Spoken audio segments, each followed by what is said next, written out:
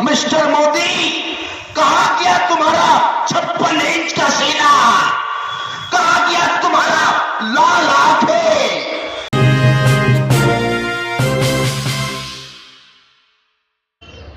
नमस्कार, India news nation में आपका स्वागत है। डेमोक्रेटिक हॉकर यूनियन के जानिब से वक्फ बिल संशोधन 2025 जो अब एक्ट बन चुकी है, इस काले कानून के विरोध में वार्ड नंबर 39 के एक प्रोग्राम हुआ। इस कार्यक्रम को सफल बनाने में स्टेट जनरल सेक्रेटरी कांग्रेस के श्री इंतखाब अख्तर ने मुख्य भूमिका निभाकर कार्यक्रम को सफल बनाया।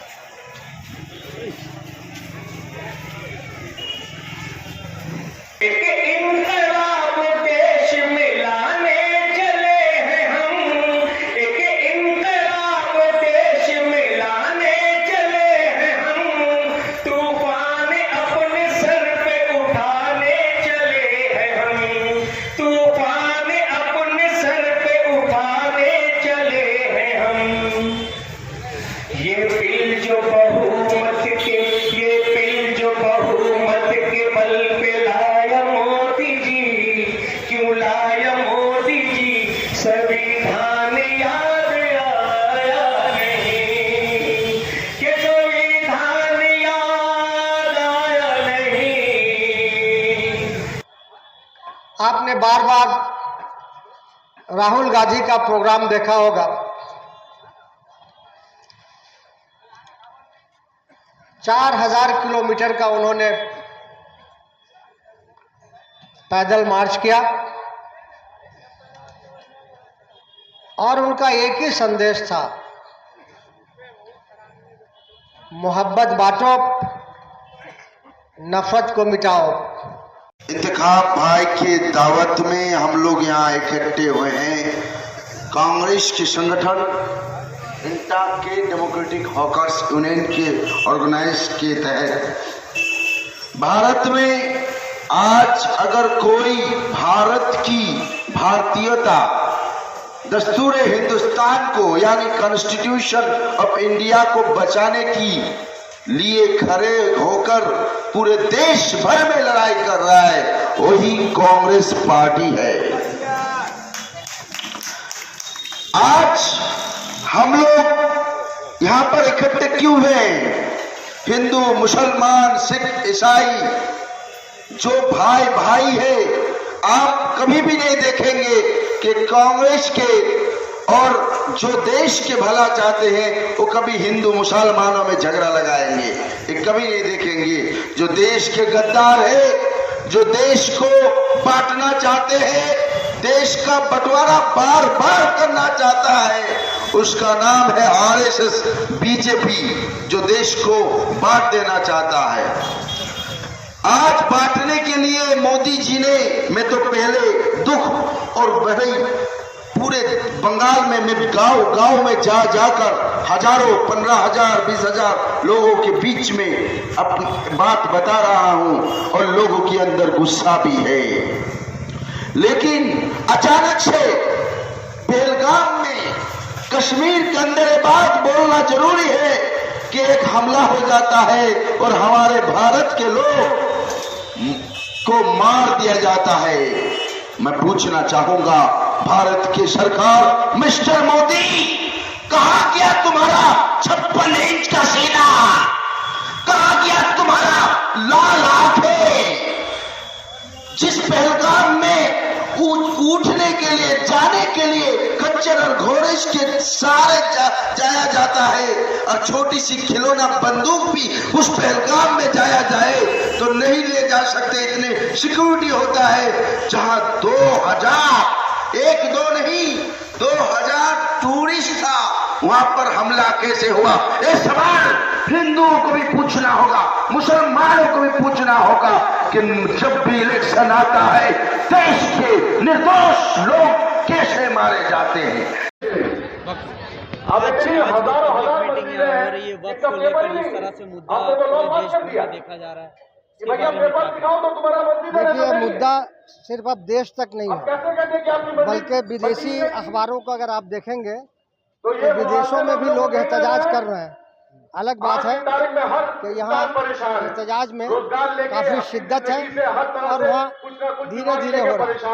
लेकिन मैं इस चीज को समझता हूँ, जिस तरह से मोदी सरकार लेकिन ये जो इस परेशानी बिल को लाया है जीत आएगी, करके, उसमें संविधान को तोड़ा गया, आज एक संविधान के ऊपर हमला है, बगल में ये जगह है भूटान, अक़लियती फिरका के ऊपर वहाँ हमला से है। आप एक मस्जिद आपको नहीं जब भी मिलेगी। कोई हमला होता है तो कांग्रेस उठ खड़ी होती वहाँ का है नेचर है और कि जो इसका बचाव करती है। इस्लाम धर्म मानने वाले हैं या क्रिश्चियन मानने वाले हैं, भाजपा वो कह अपने रही घर में है नमाज पढ़े, मुसलमानों के जो हित करना में करे, जो और पिछड़ी मस्जिदें नहीं महिलाएं बनती। हैं उनके हित में आप कह अगर रहे हम हैं। लोग घर में सो रहे हैं, देखिए, अपनी तकलीफों को देखते हमारे रहे कि आगे मजहबी क्या उमूर करेंगे, में मेरा हमारे जो बीमार मजहबी है, मेरा हुकूक जो बीमार है, तो मेरी तबीयत ठीक नहीं है, कॉन्स्टिट्यूशन तो ऑफ कल इंडिया भी दिया हिंदुस्तान में है, वो मुसलमानों उसमें का किसी हाल तरह होगा। का भी इंटरफेरेंस होगा तो उसका सपोर्ट हम लोग मुगालते नहीं में मत करते रहे कि हैं, कोई उसकी पार्टी मुखालफत में हम लोग आपको रहते हैं। सपोर्ट करने वाली है। और भाजपा जो बोल रही है बिल्कुल आज जो देश बकरी के लोगों बंगाल को की जो गुमराह पार्टी कर रही है, है।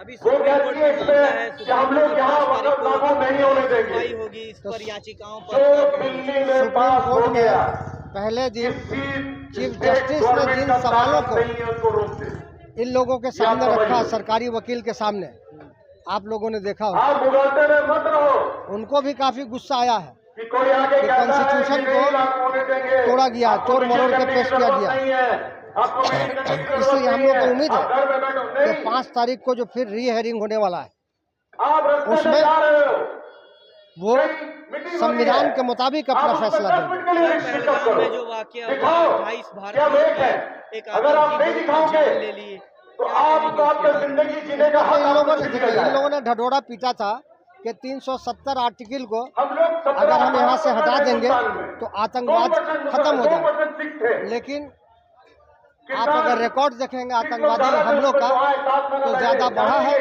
और कल जो हमले हुए हैं उसका हमें बहुत दुख नरेंद्र है। मोदी की सरकार हम को देश मजबूर के होना लोगों पड़ा, के साथ हैं, वो काला उन कानून पीड़ितों को जो लाया था उन्होंने और किसानों पीड़ितों के खिलाफ, उसको परिवार के वापस साथ ले हैं। लीजिए।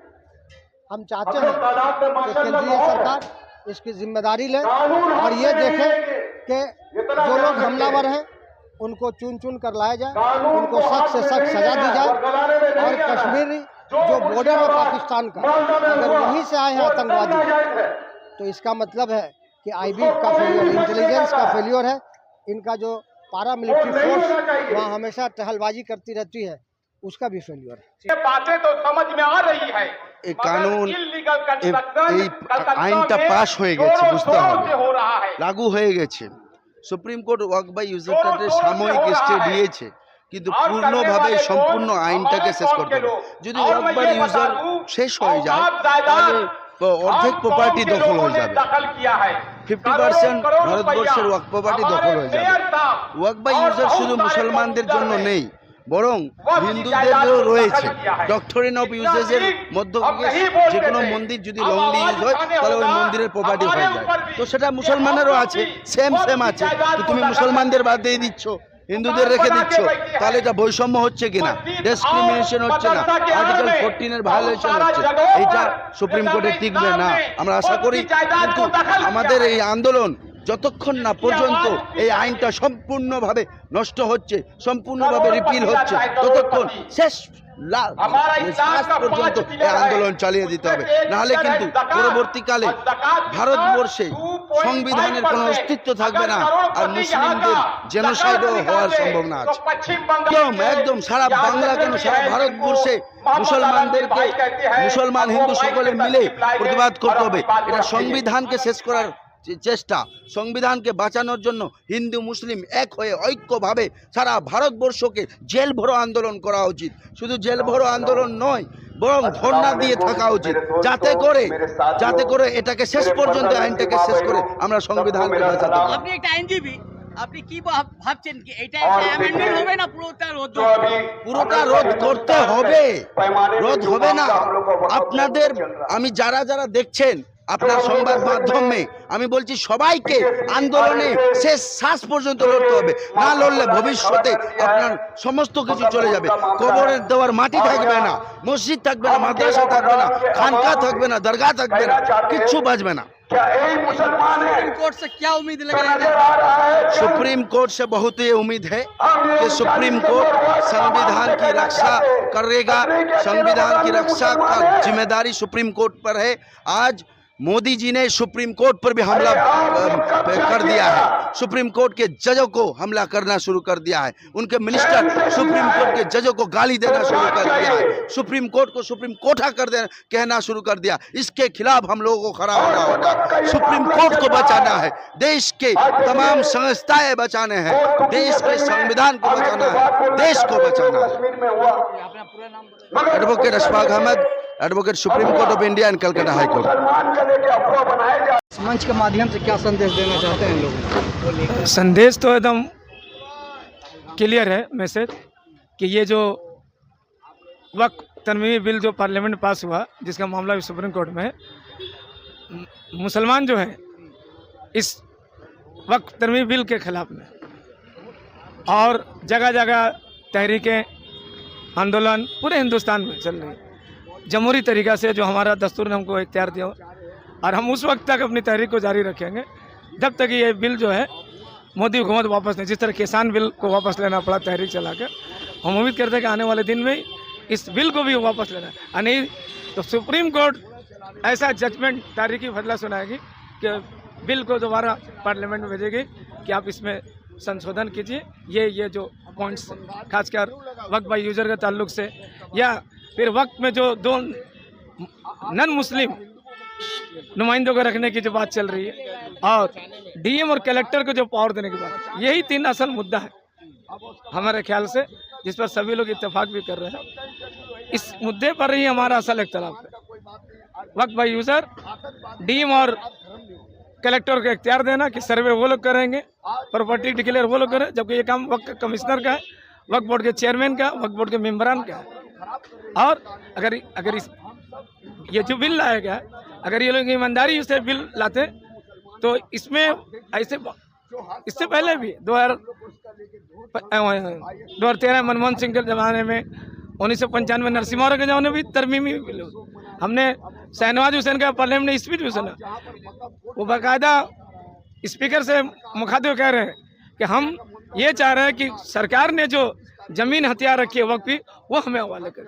तो वाकई में अगर वक्त की प्रॉपर्टी को नाजायज कब्जा में, ये तो सरकार का काम है कि सरकार उसको एक्वायर करके जिसका जो ज़मीन उसके हवाले करे। और मैं master Mohammad Kalim 3 number ward Congress से सदर हूँ। सबसे पहले तो मैं जिन लोगों का इंतकाल हुआ है, देहांत हुआ है, उनके परिवार के लिए मैं दुआ करता हूँ, और उन लोगों को जो इंतकाल हुआ है उनको ऊपर वाला शांति दे। देखिए ये बहुत बड़ी बात है, जहाँ एक छोटा सा सामान भी अगर आप लेके जाओ तो वहाँ इतनी चेकिंग होती है। और मैं आपको बताता चलूँ कि वहाँ रास्ता नहीं है, वहाँ घोड़े पे, कंधों पे जाया जाता है, तो लोग इतने मुश्किल से 1.5 घंटा 2 घंटा लगता है ऊपर जाने में। मैं गया नहीं, मेरे दोस्तों गए, बताया उन्होंने, इतना औजार लेके, इतना बड़ा बड़ा गन लेके 4 लोग आराम से वहाँ 40 मिनट तक आतंक फैलाता है। और वहाँ कोई बोलने वाला नहीं, कोई पूछने वाला नहीं, कोई गार्ड नहीं, कुछ नहीं। लोगों को पूछ के सुना मारा गया है। मैं धर्म की बात नहीं करता क्योंकि वहाँ मुसलमानों का भी कत्ल हुआ है, लेकिन आप देखेंगे वहाँ एक भी औरतों के ऊपर गोली नहीं चलाई गई। सुरक्षा कहाँ है? आप देखिए सुरक्षा है कहाँ, पहले बताएं आप सुरक्षा का नाम पे ये लोग जो ढोलना पीटते हैं। आज पुलवामा हुआ, आज 5 साल हो गया, 6 साल हो गया, कहाँ से 300 किलो RDX आया, आज तक खबर नहीं। 40 अब लोग नौजवान शहीद हो गए, उसका लिए कुछ भी तहकीकात नहीं हुआ, कोई भी CBI नहीं हुआ। ये भी देखेंगे आप, खत्म हो जाएगा। ये पाकिस्तान का आतंकवादी है या जहाँ से भी वो आतंकवादी आया, कहाँ आया, कैसा, ये तो हम लोग पूछना चाहते हैं। हम लोग जो आवाम जो वहाँ जा रहे हैं, खुल के जीना चाह रहे हैं कि भाई कश्मीर जाएंगे, जन्नत क्या, आज जन्नत को जो जहन्नम बनाया गया।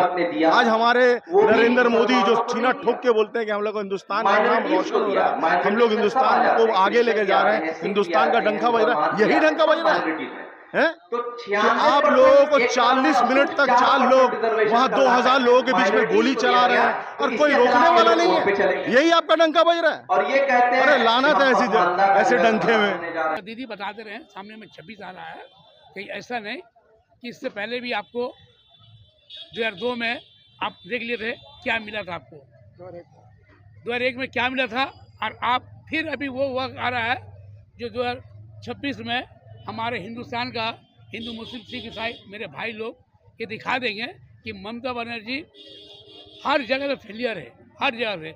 अभी आप देखिए जो एक केस हुआ अभी तक उससे क्लियर नहीं हुआ आपका हॉस्पिटल का आर्टिकल का।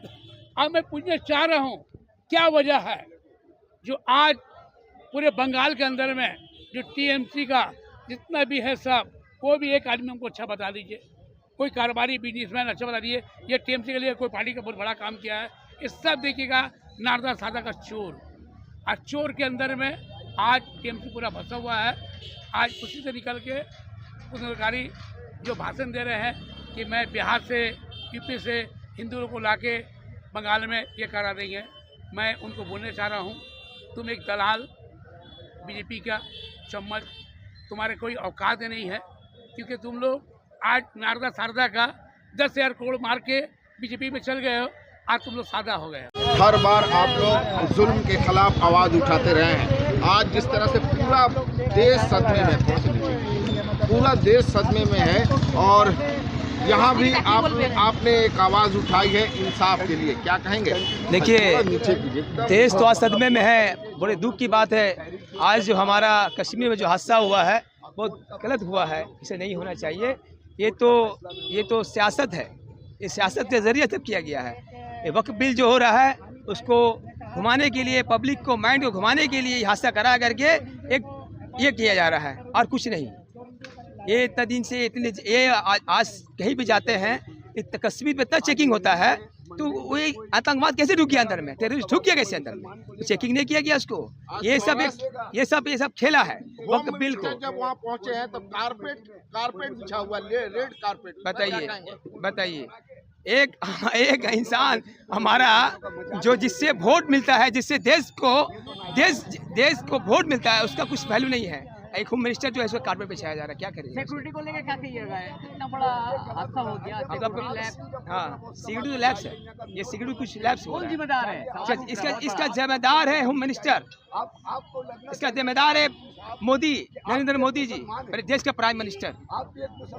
जो दुनिया से चले गए उस हादसे में, अटैक में, उनके लिए क्या सिद्धांत? उसके लिए हम लोग वेस्ट बंगाल के प्रदेश कांग्रेस प्रेसिडेंट शुभंकर सरकार जी ने उन्होंने बोला है जो भी एक बंगाल के गए हैं, बंगाल के जो हादसे में गुजरे हैं, उसके लिए वो लोगों ने बोला है कि हम आपके साथ हैं, परिवार के साथ में रहेंगे, परिवार को जो हेल्प चाहिए उसको साथ करेंगे। इस मंच के माध्यम से क्या पैगाम देना चाहते हैं? किस सिलसिले में? वक्फ के सिलसिले में। वक्फ के सिलसिले में यही पैगाम देने चाहते हैं, जब तक हमारा बिल रिजेक्ट नहीं होता है हम लोग एहतजाज करते रहेंगे। आइंदा एहतजाज से बड़ा ज़्यादा होगा। उसके बाद ठीक एक दिन पहले वो जो सागो थाना का ऑफिसर हम लोग को बुला के हम लोग बुला करके हम लोग को डिस्टर्ब करते हैं। किस लिए करते हैं ये नहीं मालूम। हम लोग होते हैं हमेशा 39 नंबर वार्ड में प्रोग्राम करते हैं, किस लिए करते हैं? जो मुद्दा है, आवाम का मुद्दा है, जो हालात है हिंदुस्तान का, उसको लोगों के सामने हम लोग रखते हैं। आज उसी को रुकवाया जा रहा है। जो इलीगल काम हो रहा है वार्ड में, जो गैर कानूनी पार्किंग हो रहा है, जो गैर कानूनी जुआ चल रहा है, उसको छोटा साबू थाना पुलिस को नजर नहीं आ रहा है। ये प्रोग्राम जो शमशाद भाई राजू भाई इंतखाब प्रोग्राम कर रहा है, वो प्रोग्राम को रोका जा रहा है। ये किस तरह का थाना का समझ में नहीं आ रहा हम लोगों को। थाना किस तरह ये हो रहा है? जब भी प्रोग्राम देख रहे हैं कांग्रेस का प्रोग्राम हो रहा है, थाना लोर साबू थाना को पुलिस हम लोगों को बार बार फोन करेगा, हम लोगों को बुलाएगा, आप लोग प्रोग्राम क्यों कर रहे हैं, आप 2 दिन बाद करिए। ये क्या है भाई? हम लोग क्या कह रहे हैं? हम लोग हिंदुस्तान की जो हालात है उसके खिलाफ उसी की आवाज उठाते हैं। संविधान को बचाने के लिए आवाज उठा रहे हैं हम लोग। आज आप उसी को बोलते हैं आप प्रोग्राम नहीं करिए। हम लोग क्या कर रहे हैं यहाँ पर? हम लोग गलत काम कर रहे हैं यहाँ पर मंच में। हम लोग वक्फ बिल के खिलाफ आवाज उठा रहे हैं। जो हमारा वक्फ है वक्फ के खिलाफ आवाज उठा रहे हैं। वो तो वक्फ के खिलाफ आप लोग मीटिंग नहीं कर सकते हैं। जुड़ा साहब थाना के क्या बोला है? क्यों नहीं कर सकते हैं? क्यों नहीं कर सकते भाई? आज आप ममता बनर्जी मुर्शिदाबाद में इतनी आग लग रहा है, ममता बनर्जी क्यों नहीं जा रही है? नहीं जा, लंदन घूमने जा रही है। मुर्शिदाबाद मालदा में लड़ाई लग रहा है, हिंदुस्तान में हिंदू मुसलमान का झगड़ा हो रहा है, ममता बनर्जी एक भी वहां नहीं गई। क्यों नहीं गई? वो लंदन घूमने जा रही है, वहां पर यहाँ पे मंदिर देवरा वहां जा रही है, और यहाँ के मेयर फरहान हकीम साहब बोलते हैं वक्फ बिल के खिलाफ बंगाल में एहतजाज मत करिए, दिल्ली में जगह करिए। आज वोट तो आप लोग मुसलमान का देते हैं, माइनॉरिटी का वोट भी आप लोग जीते हैं, आज बोलते हैं एहतजाज मत करिए बंगाल में।